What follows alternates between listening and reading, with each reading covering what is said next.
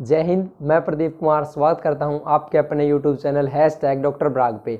यदि चैनल पे आप नए हो तो चैनल को सब्सक्राइब कर लें, बेल आइकन को प्रेस कर लें।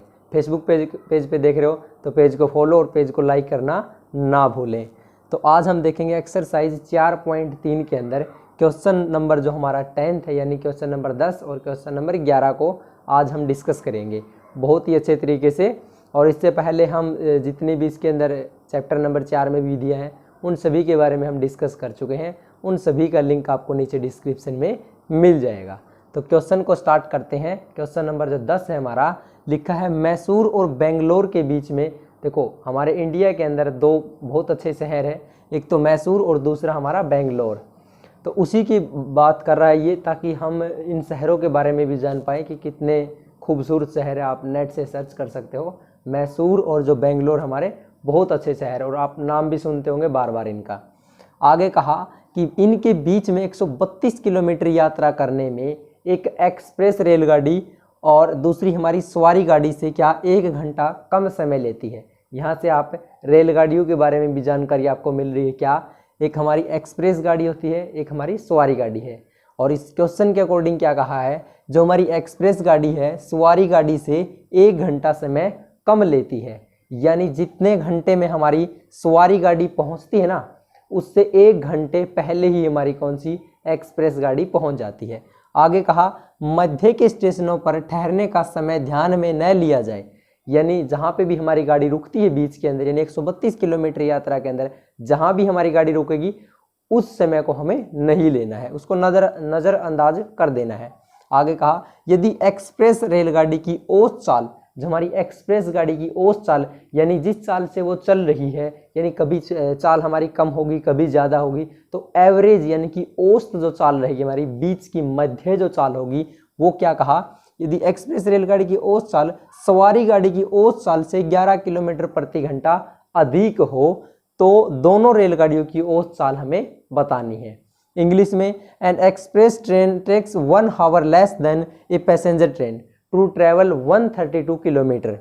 आगे between Mysore and Bangalore without taking into consideration the time they stop at intermediate station if the average speed of the express train is 11 kilometres per hour more than that of the passenger train find the average speed of the two trains. यानी दोनों जो हमारी रेलगाड़ियां हैं उनकी औसत चाल हमें बतानी, यानी एवरेज स्पीड बतानी है। तो वही हम मान के चलेंगे, किसी की भी आप मान सकते हो। तो यहाँ पे आपके मानने के लिए यहाँ से आप क्या समझोगे, देखो एक्सप्रेस रेलगाड़ी की जो औसत चाल है वो सवारी गाड़ी की औसत चाल से 11 किलोमीटर प्रति घंटा अधिक है। तो आप यहाँ पे सवारी गाड़ी की औसत चाल मान लो। तो हम मानेंगे क्या, माना जो सवारी गाड़ी है सवारी गाड़ी की औसत चाल, तो उसकी औसत चाल हम क्या मान लेंगे भाई, x किलोमीटर प्रति घंटा। ओके, तो x किलोमीटर प्रति घंटा हमने सवारी गाड़ी की औसत चाल मानी। इसने अब कहा था कि एक्सप्रेस जो रेलगाड़ी ना उसकी चाल जो औसत गाड़ी है ना, जो हमारी सवारी गाड़ी है उसकी औसत चाल से 11 किलोमीटर प्रति घंटा अधिक है। यानी इससे 11 किलोमीटर प्रति घंटा अधिक है किसकी चाल, हमारी जो एक्सप्रेस गाड़ी है, एक्सप्रेस गाड़ी की औसत चाल हमारी क्या हो जाएगी, ये x है इससे 11 अधिक है, यानी x प्लस 11 किलोमीटर प्रति घंटा। ऐसा ही क्वेश्चन हम पिछली वीडियो में भी कर चुके हैं, बिल्कुल सेम हमारा क्वेश्चन है, थोड़ा सा चेंज इस क्वेश्चन के अंदर, बाकी सेम है। आगे क्या है, अब देखो यहाँ पे आ जाओ कि इनके बीच की जो दूरी है ना, बीच की जो दूरी है वो हमारी कितनी है, 132 किलोमीटर। तो यहाँ से हम दूरी को भी लिख लेते हैं।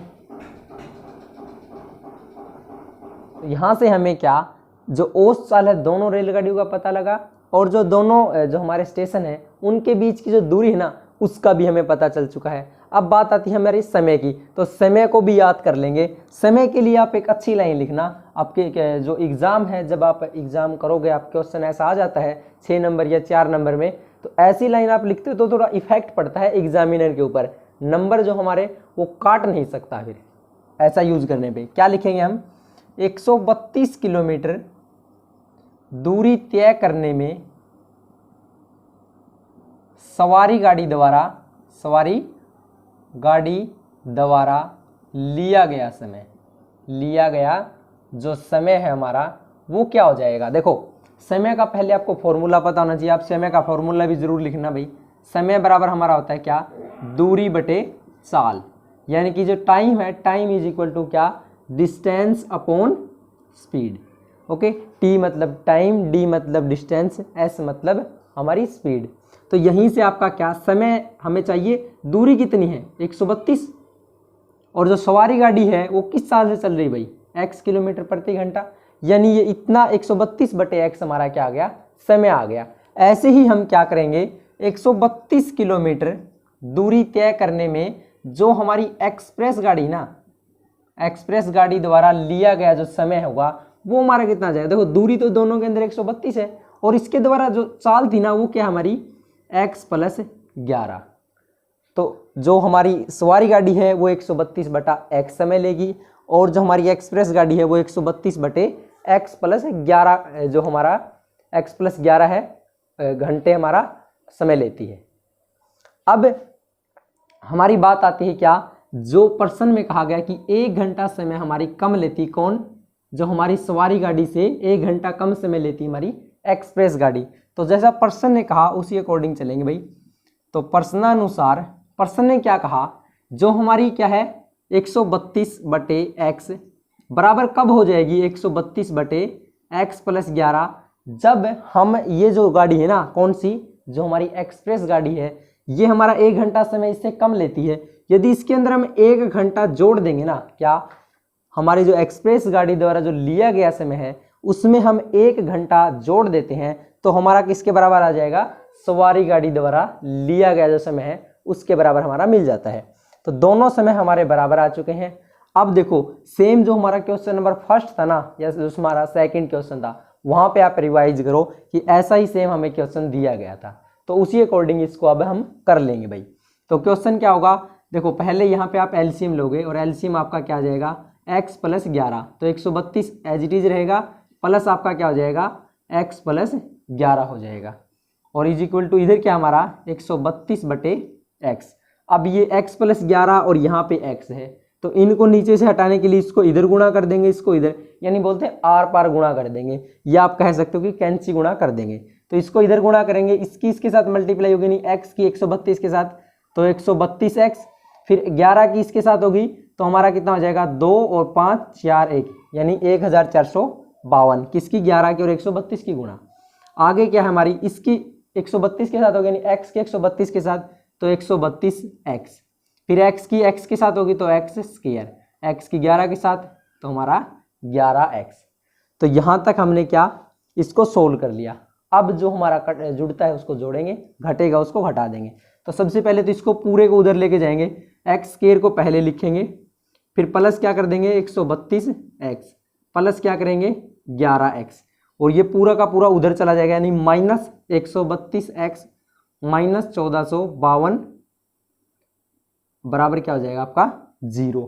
अब आप कहोगे कि मैंने 11x क्यों नहीं जोड़ा, क्यों, क्योंकि 132 माइनस है, 132 हमारा प्लस है, दोनों कट रहे हैं, तो हमारा डायरेक्ट 11x वैसे ही बचना है, या फिर आप घटाते।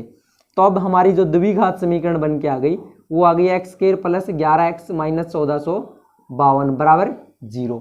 अब यहाँ से क्वाड्रेटिक इक्वेशन आपकी बन चुकी है। अब आपका जिस विधि से मन करे उस विधि से इसको सोल्व कर सकते हो। तो मैं आपको यहाँ सजेस्ट करूंगा कि आप किस विधि से जाओ, यहाँ आप जाओ जो हमारी स्टार्टिंग में विधि थी गुणनखंड विधि, वो हमारी अच्छी रहेगी। और इसके जो टुकड़े होंगे क्या, 11x के ऐसे टुकड़े हमारे +44x और -33x होते हैं। जब इनको जोड़ेंगे तो हमारा क्या 44x में से 33x घटेगा, 11x बचेगा, दोनों की गुणा करेंगे तो -1452x की पावर 2 मिलेगा। अब क्या करना, सिंपल इन दोनों में से और इन दोनों में से जो कॉमन है उसको ले लेंगे। यहाँ हमारा x कॉमन आ गया तो x प्लस क्या 44 बचा, यहाँ पे माइनस का 33 कॉमन लिया तो x माइनस के क्या बच गया भाई, सॉरी x प्लस माइनस बाहर आ चुकी तो x प्लस 44 बराबर आपकी क्या आ गई 0। अब ये x प्लस 44 हमारा क्या आ गया सारों कॉमन, तो इसको मैं यहाँ ऊपर लिख रहा हूँ भाई x प्लस 44 और दूसरा आपका क्या x माइनस 33 बराबर आपकी क्या है भाई, बराबर आपकी है 0। अब क्या करो, इसके बराबर 0 रख दो और इसके बराबर 0 को पुट करो, यानी x प्लस 44 बराबर क्या रख दी 0, तो x की वैल्यू निकल के आई माइनस के 44, और माइनस के 44 यानी माइनस के अंदर किसी की भी चाल नहीं हो सकती, तो ये हमारा गलत हो जाएगा, इसको हम छोड़ देंगे यही। सेकंड में देखेंगे क्या x माइनस 33 बराबर 0 है, तो x की वैल्यू आपकी प्लस की 33 आ चुकी है और आपका यही आंसर होगा। और x हमने क्या मानी थी, ऊपर आ गए हम दोबारा से, सवारी गाड़ी की जो औसत चाल है वो हमने x मानी थी, x की वैल्यू 33 आ गई, यानी कि 33 किलोमीटर प्रति घंटा आपकी क्या हो चुकी है भाई, जो सवारी गाड़ी है उसकी चाल।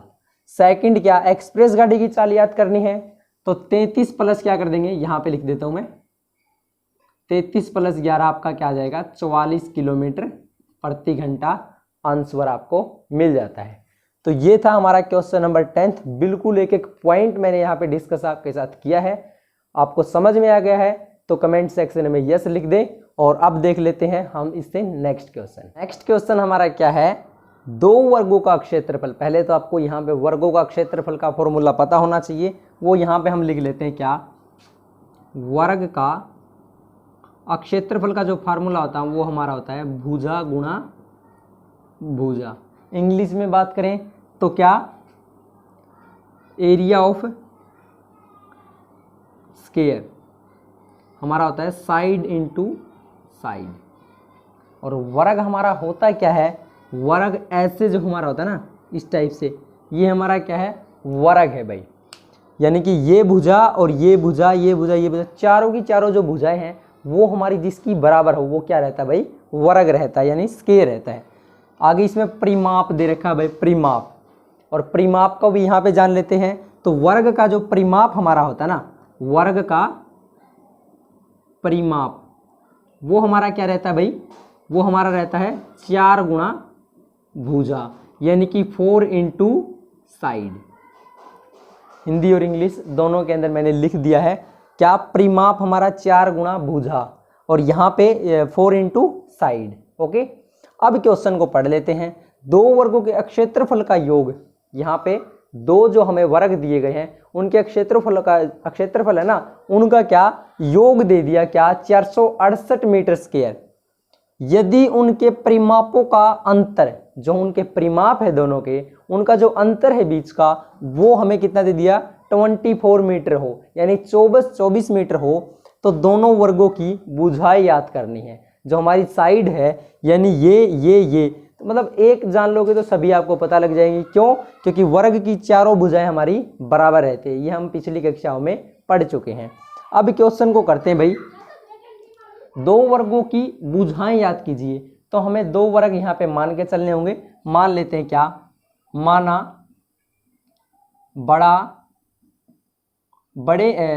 माना बड़े वर्ग की भुजा, जो बड़ा वर्ग है उसकी भुजा हमने मान ली क्या x मीटर मान लेते हैं, क्या x मीटर मान ली भाई। और दूसरी क्या है, माना छोटे वर्ग की भुजा जो मान ली हमने वो मान ली y मीटर। क्योंकि हम क्वाड्रेटिक इक्वेशन नाम का टॉपिक कर रहे हैं तो हमें क्वाड्रेटिक इक्वेशन ही बनानी होगी। एक्स वाई हम यहाँ पे मान के चल रहे हैं, लेकिन इनको हमें चेंज कर लेना होगा किसमें, क्वाड्रेटिक इक्वेशन यानी द्विघात समीकरण के अंदर। तो कैसे चेंज करेंगे उसके लिए अब हमें देखना होगा दो वर्गों के क्षेत्रफल का जो योग है ना, देखो जैसा यहाँ प्रश्न ने कहा है वैसे ही हम लिख लेते हैं प्रश्नानुसार। जो बड़ा वर्ग है उसकी जो भुजा है उसका जो हमारा क्षेत्रफल यानी उसका जो एरिया है वो हमारा क्या होगा, देखो यहाँ पे रखो भुजा गुणा भुजा, भुजा एक क्या है x, तो दूसरी क्या होगी x, यानी x और x क्या हो जाएगी हमारी x स्क्वायर। ऐसे ही छोटा जो वर्ग है ना उसकी भुजा हमारी क्या है y, तो y गुणा y हमारा y स्क्वायर हो जाएगा। और इसने अब क्या कहा, दोनों जो वर्ग हमारा, एक वर्ग का क्षेत्रफल ये आ गया, एक वर्ग का क्षेत्रफल हमारा ये आ जाता है, इन दोनों का जो योग है ना क्षेत्रफल का वो हमारा है कितना 468 यानी 468। नेक्स्ट में इसने क्या कहा, यदि उनके परिमापों का अंतर, जो परिमाप है यहाँ पे, और परिमाप का फॉर्मूला हमारा क्या था 4 गुणा भुजा, तो क्या करेंगे बड़े वर्ग की जो भुजा है ना हमारी वो x है, तो बड़े वर्ग का हमारा परिमाप क्या आ जाएगा 4x। ऐसे ही छोटे की बात की जाए तो छोटे का क्या आ जाएगा -4y, -4y हमने क्यों लिया, क्योंकि 4 गुणा भुजा, तो भुजा तो हमारी y हो चुकी है। अब दोनों का अंतर के लिए हम क्या माइनस कर दें, एक में से दूसरा घटा देंगे तो हमें क्या मिल जाएगा अंतर, और अंतर इसने दे दिया 24 यानी 24। तो यहाँ से हम क्या अब क्वाड्रेटिक इक्वेशन हम आसानी से बना लेंगे। हम चाहे यहाँ पे तो क्या x और y विलोपन विधि या हमारी जो बाकी विधियाँ थी किसी का भी प्रयोग करके इसको क्वेश्चन को यहाँ से सोल्व कर सकते हैं। लेकिन हमारा जो क्वेश्चन है, ये क्वेश्चन जो हमारा चैप्टर है वो है क्वाड्रेटिक इक्वेशन यानी कि द्विघात समीकरण। तो द्विघात समीकरण हमें यहाँ पे बना के इसको सोल्व करना होगा। तो उसके लिए आप x की यहाँ से वैल्यू आप ले सकते हो। तो ये हमारा जो 4y है, यहाँ से x ऐसे रखते हैं, 4y हमारा उधर चला जाएगा यानी 24 और 4y क्या हो जाएगा +4y हो जाएगा भाई। तो यहाँ हमारी x की जो वैल्यू है, सॉरी x की वैल्यू यहाँ से क्या निकल के आएगी, x बराबर आ जाएगी 24 + 4y और 4 यहाँ क्या है, यहाँ पे हमारा 4 गुणा है, यहाँ पे हमारा 4 भाग हो जाएगा। अब आप यहाँ से इसको ऊपर कॉमन ले लो, 4 को यहाँ कॉमन आ रहा है ना ऊपर, तो 4 को यदि ऊपर कॉमन लिया तो 6 प्लस क्या आ जाएगा y और नीचे 4 है तो 4 से 4 कटा तो x की वैल्यू हमारी 6 + y हमें मिल जाती है। तो x की जो x की वैल्यू है हम समीकरण 1 मानी है, ये हमने 2 मान ली और इसको हमने 3 मान लिया। तो जो हमारा x की वैल्यू है यानी x का मान लिखेंगे, x का मान समीकरण नंबर 1 में रखने पर, यानी जो हमारी पहली समीकरण है इसमें x का मान रख देंगे तो x की जगह हम क्या पुट करेंगे 6 + y और इसका क्या है स्क्वायर प्लस हमारा y स्क्वायर है बराबर क्या है 468। अब ये हमारा स्क्वायर खोल सकते हो आप, तो खोलोगे क्या 6 6 36 + 4y y square plus 2ab क्या होता है हमारा 2ab यानी 6 दूनी 12y प्लस क्या है y स्क्वायर बराबर है 468 के। अब y स्क्वायर और y स्क्वायर हमारा क्या हो जाएगा 2y स्क्वायर और यहाँ पे क्या है 12y है प्लस के। अब 468 हमारा इधर आएगा तो क्या हो जाएगा माइनस, और 468 में से 36 को हम घटाएंगे तो माइनस के कितने 8 में से 6 गया 2 और 4 में से 3 गया 3 यानी 432 बराबर क्या बची आपकी 0। तो यहाँ से आपको क्वाड्रेटिक इक्वेशन मिल चुकी है। अब आप क्या करो, यहाँ से 2 भी आपको कॉमन दिखाई दे रहा होगा, इसको भी बाहर निकाल दो और यहाँ से जो 2 कॉमन लेंगे उसको 0 से भाग करेंगे तो 0 बन जाएगा। यानी यहाँ क्या बचेगा भाई y स्क्वायर प्लस के 6y माइनस के 2 दूनी 4 और 2 1 कम 2 2 6 के 12 बराबर क्या आ गया आपका 0। तो यहाँ आपको मिला क्या y square plus 6y minus के 216 बराबर 0। ये आ गई आपकी द्विघात समीकरण। और अब यहाँ पे आप जिस विधि का भी प्रयोग करना चाहो विधि का प्रयोग करो, आंसर आप निकाल सकते हो। तो यहाँ पे हम क्या गुणनखंड विधि का प्रयोग कर लेंगे और 6y के ऐसे टुकड़े करेंगे कि जोड़ेंगे या घटाएंगे तो 6y आए, गुणा करें उनकी क्या है -216 y स्क्वायर आए। तो ऐसे टुकड़े हमारे क्या होते हैं भाई, ऐसे टुकड़े हमारे एक तो 18 और दूसरा हमारा 12, यानी 18y में से यदि 12y को हम घटा देंगे तो आपका क्या मिल जाएगा 6y और दोनों की गुणा करेंगे तो आपका माइनस के 216 मिल जाता है। यानी y स्क्वायर 6y की जगह पुट करोगे क्या प्लस के 18y माइनस के क्या 12y माइनस 216 है बराबर क्या आपका 0। अब इन दोनों में से आप कॉमन ले लो, कॉमन लेने के बाद जो बचेगा उसको रख लेंगे भाई। तो यहाँ से हमारा कॉमन क्या आ जाएगा y और बचेगा क्या अंदर y प्लस के 18, फिर माइनस के क्या 12 कॉमन आ जाएगा, यहाँ पे हमारा माइनस के 12 कॉमन आता है तो बचेगा क्या y प्लस के 18 बराबर 0, क्योंकि माइनस हमारी बाहर आ चुकी है तो अंदर क्या बचेगा प्लस के। अब y प्लस 18 हमारा सारा कॉमन यानी y प्लस 18 को एक बार लिखा, बचा है क्या आपका y माइनस के 12 बराबर 0, इसको लिख लिया। अब यहाँ आपको 2 चीज़ें दिखाई दे रही होंगी। अब आप मान लो क्या y प्लस 18 बराबर 0, y प्लस 18 बराबर 0, दूसरा क्या y माइनस 12 बराबर 0। तो यहाँ से आपकी y की वैल्यू निकल के आ जाएगी माइनस के 18 और यहाँ पे y की वैल्यू आपकी प्लस के 12। अब किसी का भी अक्षेत्रफल हो या कोई भी साइड हो यानी कि कोई भी भुजा हो हमारी, कोई परिमाप हो, वो माइनस में तो नहीं हो सकता, यानी ये तो हमारा नहीं हो सकता। तो y की वैल्यू क्या हो जाएगी हमारी 12 हम लेके चलेंगे।